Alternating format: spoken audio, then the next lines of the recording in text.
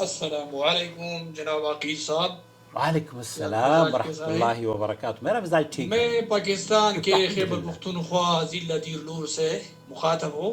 اللہ ذاکر اکبر. اللہ نام ہے میرا. ذاکر اللہ. میرا سوال یہ ہے جناب کہ یہ جو تراویح میں ہمارے ہاں یہ روایتی ختم القرآن تراویح میں ہوتا ہے، ہاں تقریباً 20 رکعت میں 3 پارے پڑھتے ہیں اور جی. وہ 1 گھنٹہ اور 15 منٹ میں، ہاں ہاں. جو بہت تیز سپیڈ ہوتا ہے قاری صاحب کا، مولوی ٹرین، یعنی مولوی ریل. حضر بھی نہیں ہوتا. ہاں بہت سارے پیچھے لوگ. والے لوگ کچھ آیتوں کو سمجھتے ہیں اور کچھ کو نہیں. تو جی اس طرح کہ تراویح میں شرکت کرنا کیسا ہے؟ کیسا ہے؟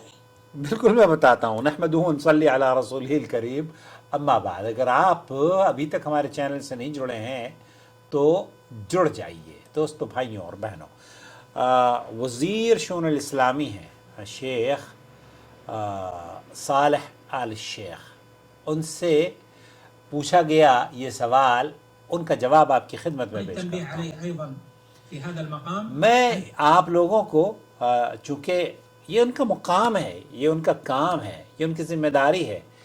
جو جتنے بھی سعودی عرب کے علماء اور مشائخ ہیں، یہ وزارت شؤون الاسلامی والاوقاف کے تحت ہی کام کرتے ہیں.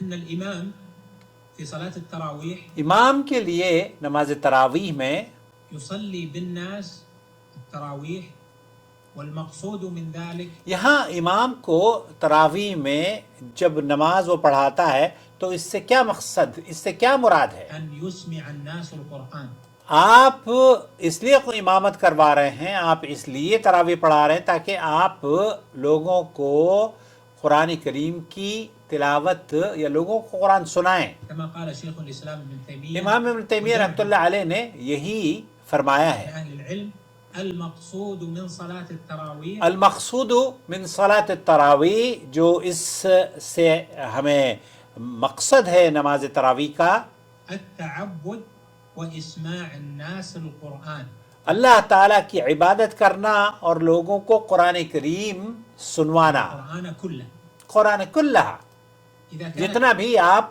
ما تیسر من، آپ جتنی بھی آسانی سے آپ پڑھ سکتے ہوں. فليس من السنة وليس من عمل السلف أن يعمل الختمة بإدخال صلاة المغرب.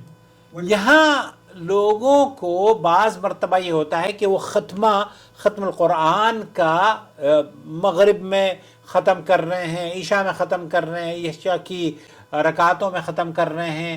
تو شیخ فرما رہے ہیں کہ یہ بھی اللہ کے رسول صلی اللہ علیہ وسلم سے ثابت نہیں ہے. والفجر في القراءة بعضهم يأتي يقرأ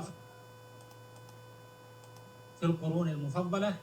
تو یہاں جو قرون المفضلہ میں جو بات ثابت ہوتی ہے، اذا وما اقربه الى ان يكون محدثا وبدعة، یہ جو خیر القرون سے ثابت نہیں ہے، اس عمل کو لوگوں نے اختیار اگر کیا ہے تو وہ بدعتی ہے، بدعت عمل ہے.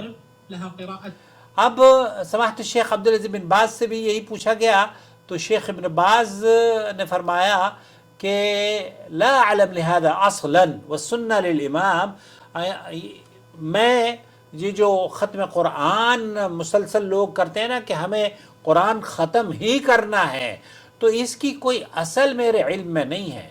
اگر کوئی قرآن پڑھ رہا ہے فبہا، لیکن قرآن 29 کو پڑھنا ہے اور پھر اس کے بعد رکھ بند کر دینا ہے، جیسے انڈیا میں ہوتا ہے نا 30 تک کے قرآن، 3 راتوں میں قرآن پڑھا اور پھر اس کے بعد ختم، پھر نہیں وہ پڑھتے.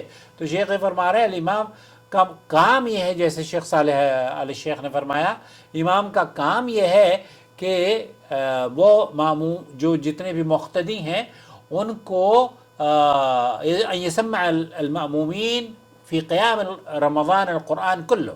تو رمضان، پورے رمضان میں، وہ قرآن کا مہینہ ہے یہ، تو آپ پورے رمضان میں قرآن سنائیں. اذا تیسر لہ ذلک من غیر مشقہ علیہم، اگر مشقت نہیں ہو اور کوئی دشواری نہیں ہو تب آپ یہ عمل کریں. اور اگر آسانی سے آپ پڑھ سکتے ہیں اور قرآن کا ختم کر سکتے ہیں، قرآن مکمل کر سکتے ہیں، تو کوئی حرج نہیں ہے. لیکن اللہ کے رسول صلی اللہ علیہ وسلم نے فرمایا ہے من عمل عملا، شیخ بن باز فرماتے ہیں من عمل عملا لیس علیہ امرنا فہو رد. اگر کوئی شخص ایسا کام کرتا ہے جس پر ہمارا حکم نہیں تو وہ رد ہے، مردود ہے، قابل قبول نہیں ہے. اسے امام مسلم نے اپنی صحیح میں نقل کیا ہے.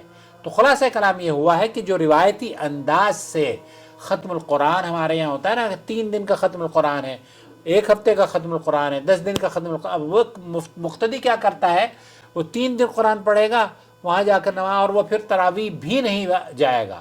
تو پورے رمضان سلف صالح پورے رمضان قرآن کریم پڑھا کرتے تھے، پورے رمضان تراویح پڑھا کرتے تھے. یہ نفل نماز ہے اور اس نماز کا پڑھنا واجب نہیں ہے. اگر آپ نے کسی روز چھوڑ دیا ہے تو کوئی حرج نہیں ہے. لیکن ہمارے یہاں کیا ہے کہ 3 دن کی جو 1 رات کا جو شبینہ ہے یا 3 رات کا جو شبینہ ہے اس کو مکمل کر لیا اور پھر اس کے بعد کام کاج میں ڈوب گئے. پھر ہم قرآن نہیں پڑھیں گے، پھر ہم نہ تراویح پڑھیں گے. تو یہ اسلاف کا طریقہ کار نہیں رہا ہے. طریقہ کار صحیح یہ ہے کہ جیسے شیخ صالح علی شیخ نے فرمایا، شیخ عبدالعزیز بن باز کہتے ہیں، امام ابن تیمیہ رحمۃ اللہ علیہ کا بھی یہی موقف ہے کہ تراویح عبادت ہے اور عبادت قرآن کریم کو سننا اور سنانا اس میں مشروع اور جائز ہے. تو آپ قرآن کریم کے تلاوت کریں اور اس میں نماز پڑھیں اور تراویح قیام اللیل کا جو سلسلہ ہے وہ مساجد میں جاری رکھیں. لیکن اگر کبھی آپ نہ پڑھ پائیں تو کوئی حرج کی بات نہیں ہے. لیکن وہ لوگ 7 دن کی تراویح شبینہ کرتے ہیں اور پھر ختم. تو اس شبینے کا، اس سلسلے کا کوئی اصل اسلاف کے یہاں نہیں ملتی. حرم میں کیا ہوتا ہے، پورے مہینے تلاوت ہوتی ہے. لیکن کیا قرآن کریم کی تلاوت کے بعد یہ رک جاتے ہیں؟ نہیں.